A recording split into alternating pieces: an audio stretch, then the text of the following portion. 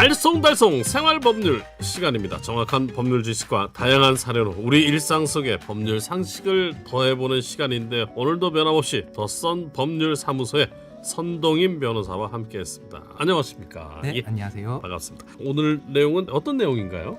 네, 최근 제주지방법원에 있었던 사례를 소개해드리려고 하는데요. 민식이법과 관련된 내용입니다. 민식이법에 대해서는 누차 강조드려서 잘 알고 있으시죠? 스쿨존에서 어린이를 상대로 교통사고를 낸 경우에는 가중처벌되는 법률 맞죠? 네, 맞습니다. 이 법이 2020년 3월부터 시행되었는데요. 딱 1년 정도 되었네요. 이 사건은 2019년 8월에 있었던 사건인데 최근에서야 판결이 이루어진 것입니다. 그러니까 민식이법으로 기소된 사건은 아닌데요. 하지만 최근 강화되고 있는 처벌 수위를 가늠해 볼 수 있는 그런 사건이라는 점에서 의미가 있는 사건이라고 할 것입니다. 이 사례는 차량 운전자가 제주도 한 초등학교 앞 횡단보도를 건너던 7세 아이를 시속 32km로 운행하던 차로 치어 3개월간의 치료를 필요로 하는 중상을 입게 한 사건인데요. 결과부터 말씀드리면 금고 10개월에 집행유예 2년을 받아 구속은 면할 수 있었습니다. 네, 조금 더 자세히 설명을 해주시죠. 네, 재판부에 따르면 피고인은 어린이 보호구역 내 횡단보도에서 피해자를 차량으로 치고 역과하는 사고를 냈다고 합니다. 이로 인해 피해자는 여러 차례 입원과 수술을 반복했고 피해자의 부모도 엄벌을 탄원했다고 하는데요. 여기서 역과라는 건 차로 치고 지나갔다 이런 뜻이고요. 시속 32km로 사고가 난 것 치고는 상해 정도가 무척 커서 저도 의아했었는데요. 그 이유가 여기 있었던 것 같습니다. 그렇군요. 그렇지만 또 3개월 진단해 놓은 것은 또 쉽게 와닿지 않는 것 같은데요. 네, 그렇습니다. 여기서 전치라는 표현은요. 사고 치료를 하는데 집중 치료가 필요한 기간을 의미합니다. 보통 타박상이나 염좌, B였다고 표현을 하죠. 이런 경우 2주 정도 진단이 나오고요. 4주 이상인 경우에는 골절이 동반되는 경우가 많습니다. 저희가 보통 팔꿈치 골절이 있으면 4주에서 6주 정도 진단이 나오는 것 같습니다. 그러니까 전치 12주 진단이면 상당히 심각한 상해인 것입니다. 그렇죠. 여기서 12주는 재활 기간을 빼고 집중 치료 기간만 12주니까 상당히 많이 다친 것이라고 볼 수 있겠죠. 시속 32km로 사고가 났을 때 이 정도 상해는 나기 쉽지 않다 이렇게 말씀을 드렸는데요.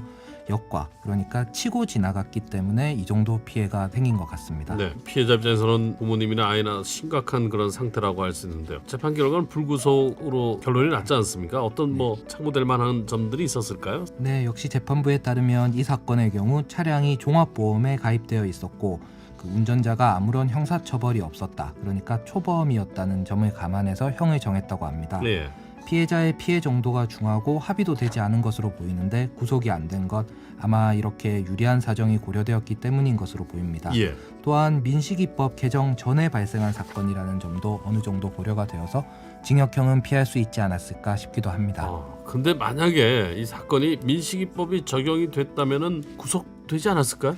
그건 워낙 변수가 많다 보니 쉽게 확답드리긴 힘들겠지만 최소한 지금보다 처벌 수위가 높았을 것이다. 이거는 예상할 수 있을 것 같습니다.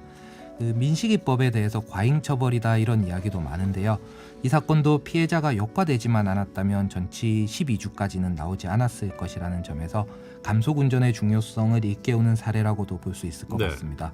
보통 어른은 체구도 무겁고 덩치도 크니까 혹시 사고가 나더라도 운전자가 바로 알아차릴 수 있지 않습니까? 그런데 아이들의 경우 아무래도 눈에도 보이지도 않고 가볍다 보니 운전자가 사고를 인지하는데 조금 더 시간이 걸릴 수도 있겠죠. 그 사이에 피해자가 역과된다면 이 사건처럼 큰 피해가 발생할 수도 있는 것이죠. 우리 청취자분이 그런 의문점을 보내주셨는데 그렇다면은 만약에 그 아이들이 스쿨존에서 의식적으로 고의로 이렇게 사고를 유발하는 경우에도 이 민식이법으로 처벌을 받나요? 라고 질문을 주셨는데 이것도 상당히 좀 난해한 부분 아니겠습니까? 그 입증하기도 좀 그렇겠고요. 어떻습니까? 그렇죠. 그 아이들이 고의로 사고를 낸다는 게 쉽게 상상이 가지 않는데요. 민식이법에 대한 오해들이 많다 보니 이런 질문도 있지 않을까 싶습니다. 보통 고의 사고는 보험 사기 사건에서 문제가 되는 경우가 많은데요. 예전에 비슷한 사례가 있긴 했습니다. 그 신호 위반하는 차량만 골라 돌진해서 사고를 낸 사건이 있었는데요. 교통사고와 관련된 부분은 사고와 신호 위반 간의 인과관계가 인정되지 않는다. 이렇게 보아서 이 부분은 무죄가 나왔던 그런 사례가 있었습니다. 물론 고의사고라는 점을 입증하는 게 쉬운 일은 아니겠지만 만약 이런 점이 입증된다면 고의사고로 인한 사고는 민식이법으로는 처벌되지 않겠죠. 어쨌든 어린이 보호구역 내에서는 저속 감속 운행 하셔야 그렇습니다. 됩니다. 네, 오늘 생활법률 상식에서 민식이법에 대해서 최근 판례를 좀 바탕으로 해서 이모저모 알아봤습니다. 자, 지금까지 더선 법률사무소의 선동인 변호사와 함께했습니다. 변호사님 오늘 말씀 고맙습니다. 네, 감사합니다. 감사합니다.